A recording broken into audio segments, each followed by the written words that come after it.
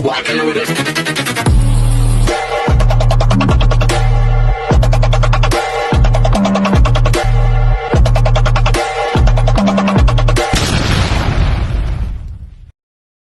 Hi everyone! Good evening! I'm back! This is your Mama Sam dito sa Sam TV. Kamusta naman kayo mga amigo, amiga, kumare at kumpare? Sana lahat kayo ay okay at safe ngayong araw na to. At syempre, kung ako naman ang tatanungin nyo, fresh overload pa rin ang beauty ng Mama Sam ninyo. Ganyan talaga pag tunay kang maganda. Charot!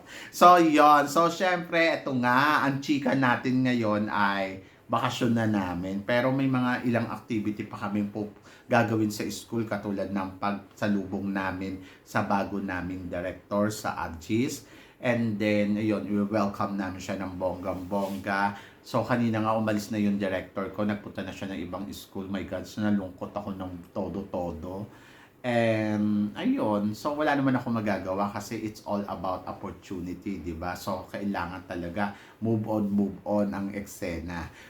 Pero, speaking of move on, eto nga, hindi ko alam kung makakapag-move on tayo. Si Tata, yung bagong reigning ng Miss Cosmo, nagsalita na siya sa kanyang social media, may pinost siya.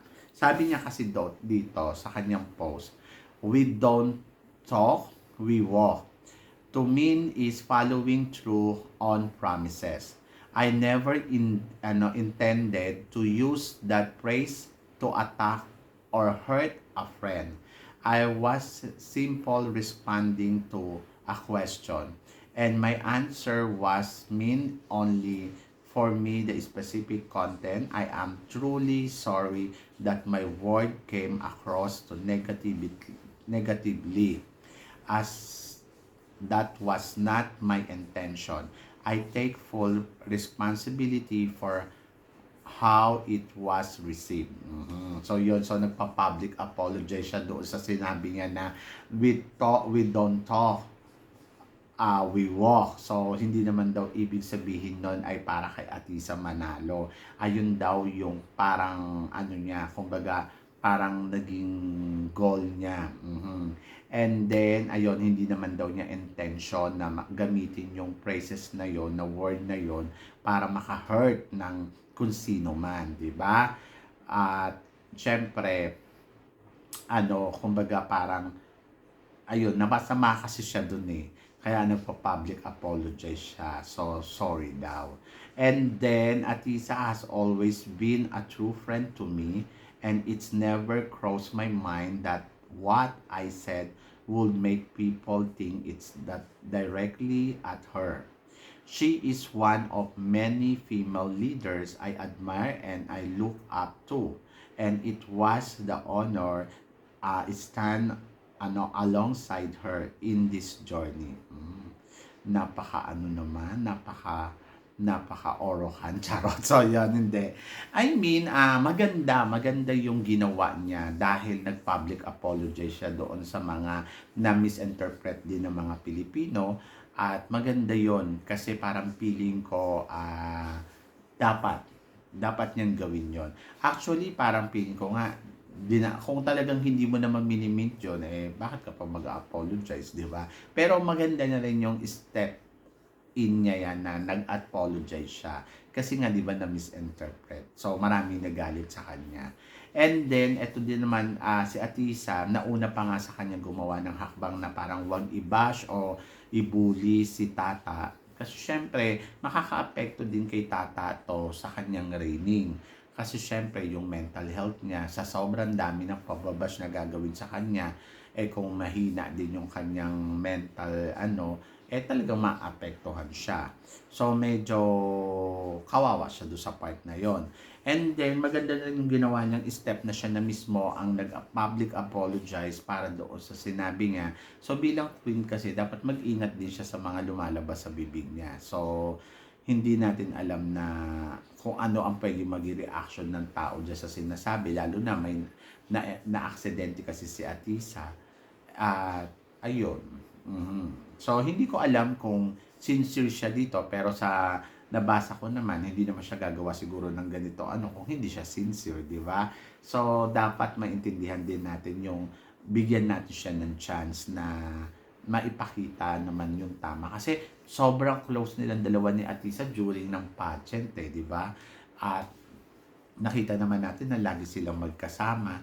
Nung una, may ilang sila sa isa't isa pero yun naging close sila. So nakakalungkot lang no yung ending ng pageant na ganito dahil sa ganyan yung mga nangyayari ay nauuwi o nasisira yung friendship nila.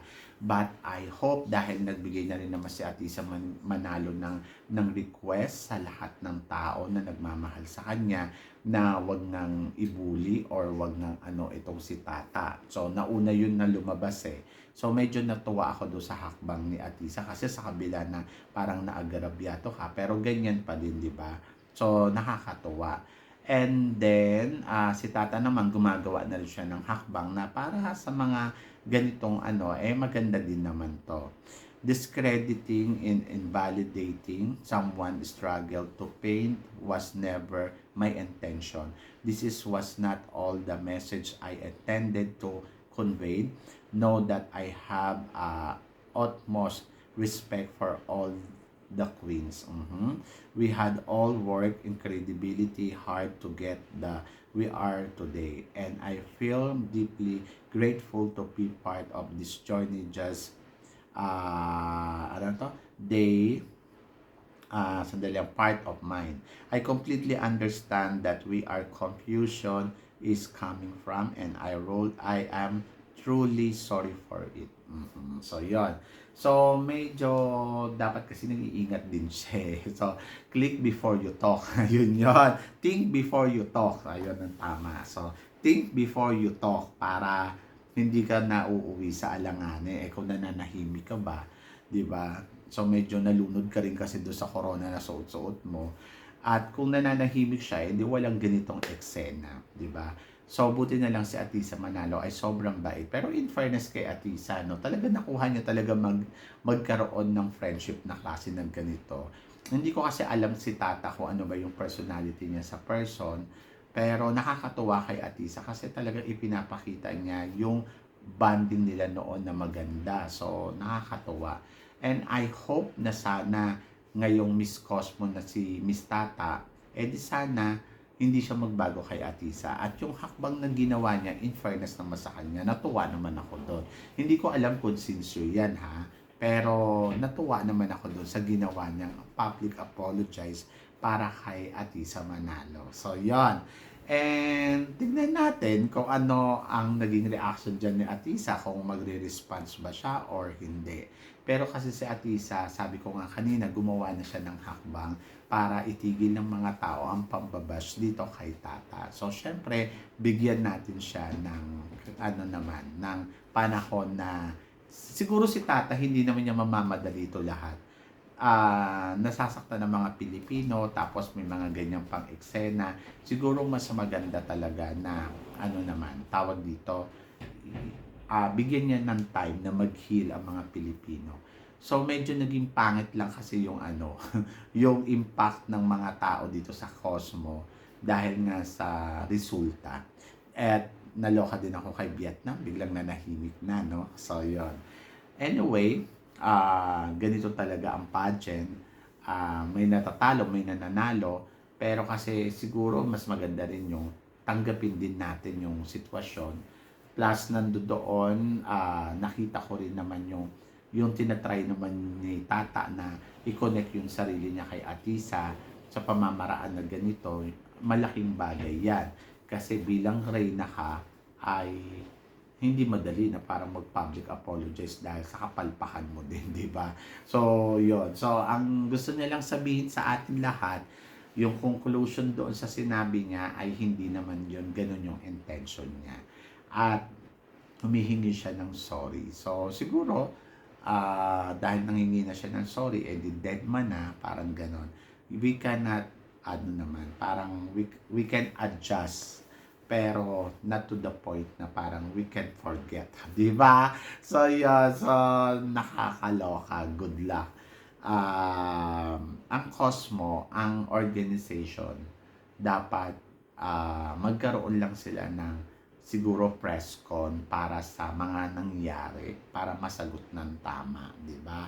At yung mga pagkukulang nila, sana sa susunod na taon ay mapuna nila. So, kasi bago pa lang yung pageant nila, hindi natin alam. Kasi maraming nasasayang, di ba? Sayang yung momento ni Atisa, sayang yung pagboto ng mga tao, sayang yung lahat.